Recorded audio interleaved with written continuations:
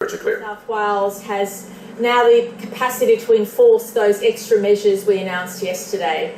I really want the community to step up and make sure that you stick to the rules we've set in place. Do not leave your home unless you absolutely have to. Do not gather more than 2 people outside or inside your home apart from your immediate family.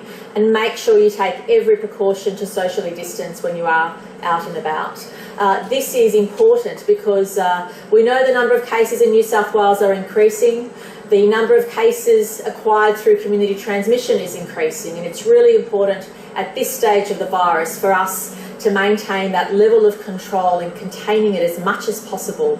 We want to see fewer people have to go to hospital. We want to see fewer people die.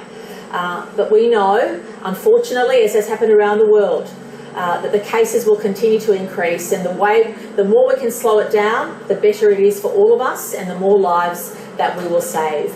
I also want to, in particular, thank our frontline workers, whether it's our health workers, our teachers, our police, for really stepping up and keeping things going while we're going through these changes. And I also, in particular, want to emphasise to young people who've heeded the warnings, but today, as Dr. Chant will say, we have had localised breakouts in areas like Waverley and Bondi, and as a result, Dr. Chant will instruct all the medical professionals in that area to increase the level of testing, to increase the number of people tested in that community, to really reduce the community-to-community transmission. We know New South Wales has taken every strict measure we can to date to really control the spread. It's too early. I've read some speculation today about us bending the curve and what have you, but it's way too early to make that assessment. Whilst the number of cases have stabilised, there's a number of reasons for that. And what is of concern to all of us is that unknown, that level of community-to-community transmission that you might not pick up if people don't have the symptoms. And that's the real threat. People walking around without symptoms, not realising they have this disease. And that's why it's really important for everybody to assume they have it and to act like they have it. But I'm also very confident that we will get through this. Yes, it's been really hard to adjust.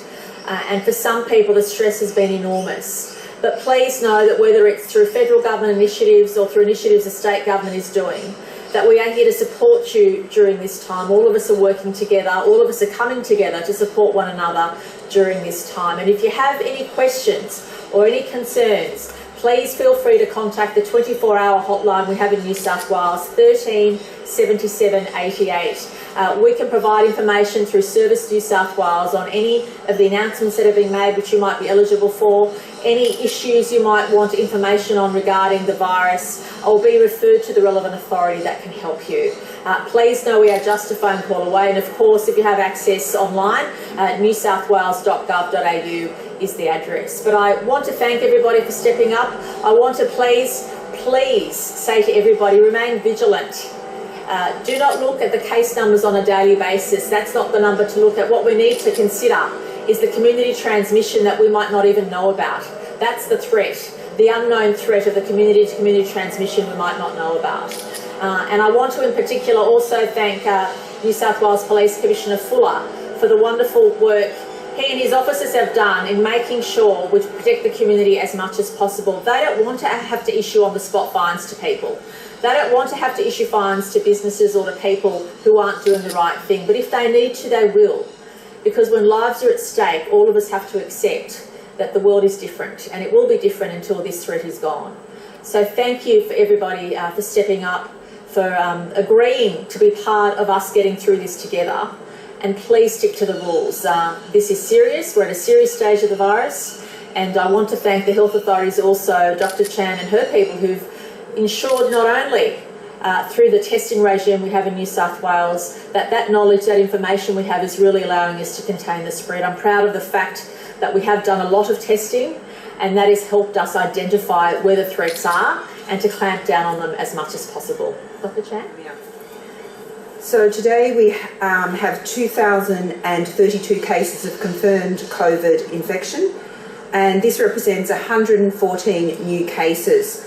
As the Premier indicated, that's pleasing to see a decline, but we need to remain cautious. We have seen a decline in testing numbers, and hence today I'm really urging that we increase the testing, particularly in areas where there's community transmission or around clusters. And that's to ensure ourselves that we have identified as many cases as possible of community in the community.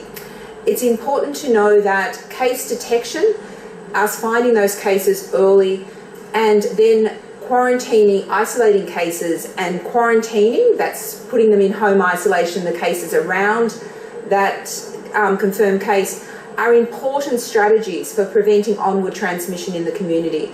And this important public health measure complements the social distancing strategies that the government have put in place. But the contact tracing, by identifying these cases early in the community and identifying contacts of cases, is an important public health measure that we will need to continue with throughout this pandemic as the community spread occurs. In addition, I can report that there's 8 deaths in New South Wales, and there's currently 164 cases being treated in New South Wales, including 35 cases in our intensive care units, and of those 35, 16 require ventilators. Thank you. Thanks, Premier. Thanks, Dr. Chant. As you know, the police operation continues, and last night we saw the New South Wales Health Act give police additional powers around restricting the movement of people sensibly, particularly in public places. Now we know that any more than 2 people out, you will get a fine. What does that mean? It means that if you need to exercise, we get it. Go for a walk sensibly on your own. You can still meet a personal trainer if you have to. The reality is, if you need to go to the shops to get some food, absolutely acceptable. If you need to go to the chemist or see your GP, all of these things are absolutely acceptable.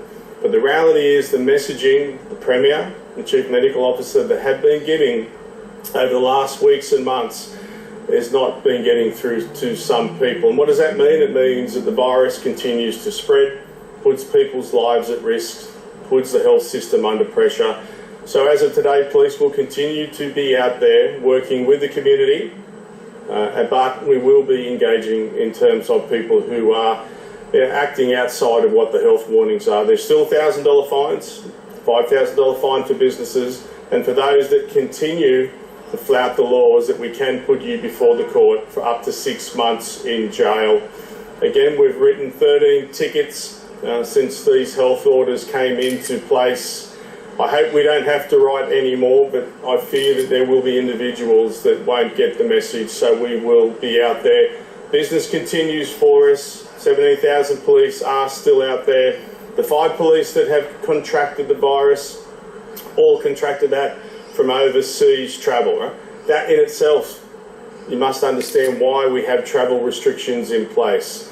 Since the airport restrictions came in place Saturday at midnight, 2,096 people have returned into New South Wales, Australians, and have been processed through Proper Health, Border Force, Australian Federal Police and assistance from ADF into hotels in the Sydney metropolitan area.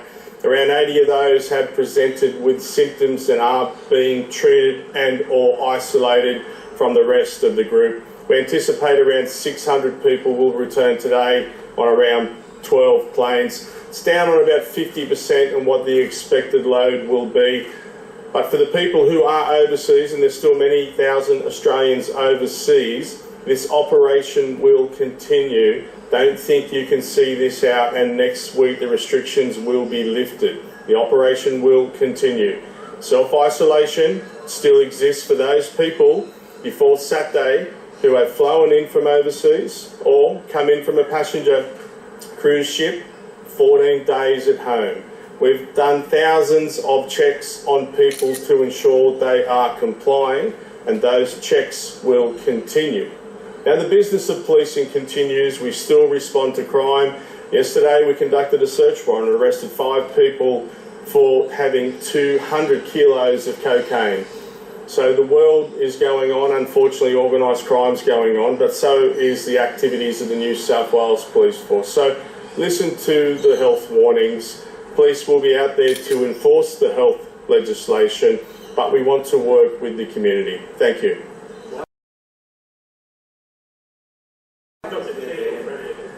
Explain how the extra testing would work in Bondi. How do you detect that you need to do it? How does it work? So our local public health units have communicated to doctors in that area, and we will be communicating as well through the Royal Australian College of General Practice around various hotspots or areas where investigating clusters that are under investigation. So there'll be a mix of strategies. We're also working with St Vincent's Hospital to establish a pop-up site in Bondi, and we're aware that also the Primary Health Network is introducing some increased testing in that area. So we will tailor the strategy of increased testing to the circumstances. So for instance, in some settings we may introduce a pop-up, in others we may work with existing GPs if there is good access through those general practitioners and support them in increasing access to testing. So we'll take a very tailored approach. We're also urging that there is high rates of testing in particularly rural, remote areas and Aboriginal communities, because we want early warning of any introduction of COVID-19 into those communities. So our testing strategy is a comprehensive one where we really want to work in partnership with existing Aboriginal medical controlled organisations, GPs, our hospital system, in order to increase access to testing in targeted ways. I would like to say that our testing resources are finite, so we are urging people and our health practitioners to be prudent in their testing because we do not want to be overwhelmed by a high rate of very low yield tests, but we do want to see an increase in testing. So I trust that we'll work in partnership with our colleagues in general practice, our hospital sector, to ensure we strike that balance. But we're particularly asking that the testing be focused to areas of community transmission or those active clusters. Our website, the New South Wales Health website, has details of those active clusters, and there'll also be information that is guiding doctors into those areas where there's community transmission to inform their testing instructions. So with Bondi, is that an issue of backpackers coming from overseas, or is there a community transmission issue there? So we know that there has been an outbreak amongst backpackers in Bondi, and I'd like to thank all of the agencies that have really come together to support us in containing that outbreak in the backpacker community. And I want to acknowledge the strong work of the South Eastern Sydney Public Health Unit, GPs in the area and other services in bringing that outbreak under control. But we do know that there is a potential risk that other members of the community may have come in contact with infected backpackers. And as for prudency, we want to increase testing. We have had a small number of cases in that community where there aren't obvious links, but a plausible explanation is that they have come in contact with an infected backpacker before that backpacker was aware they had COVID-19.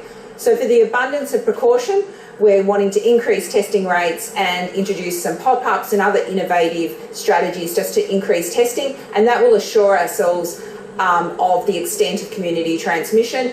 And as I said, the key aim of that is if we can rapidly identify cases, we can then identify the contacts of those cases and prevent any onward transmission in the community.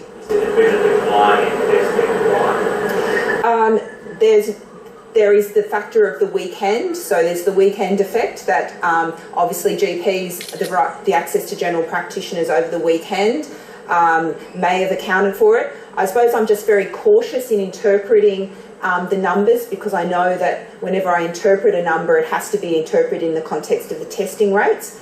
But I'm urging increased testing, and particularly aligned to active clusters and community transmission. And pleasingly, we have got that capacity. But as I would say, it is not finite, infinite capacity. And I am asking that doctors are responsible in their approach to testing.